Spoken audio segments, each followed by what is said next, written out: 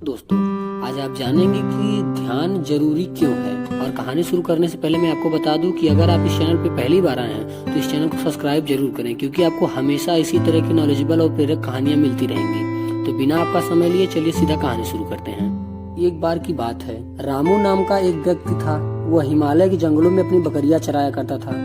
वह बकरियों को चराने में मस्त रहता था। एक दिन उसकी भेंट जंगल में एक साधु से हुई। वह साधु काफी सिद्ध पुरुष थे। साधु कुछ देर के लिए रामू के साथ रुके।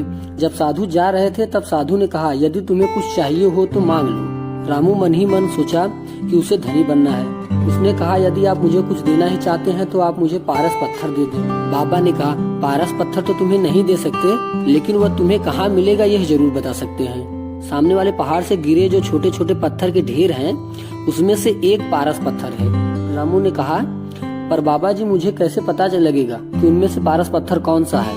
बाबा ने रामू को एक लोहे का टुकड़ा दिया और कहा, तुम प्रत्येक पत्थर को इस टुकड़े से टच कराना। जिस भी पत्थर के स्पर्श में ये लोहे का टुकड़ा सोने का हो जाएगा, उसे तुम रख लेना, वही पारस पत्थर होगा। साधु जाते जाते रामू को समझा के गए कि यह काम ध्यान से करना, और वह चल दिए। लालच बड़ा था और काम भी बहुत बड़ा था।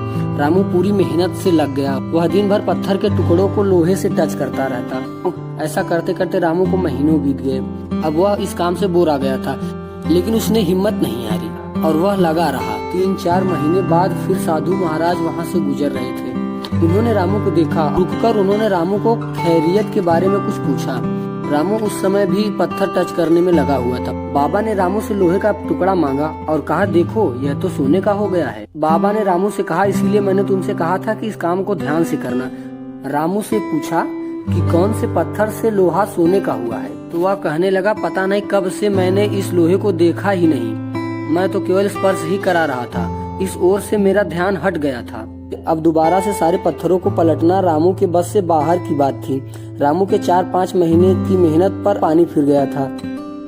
अब उसे केवल उसी छोटे से सोने के टुकड़े से संतोष करना पड़ा।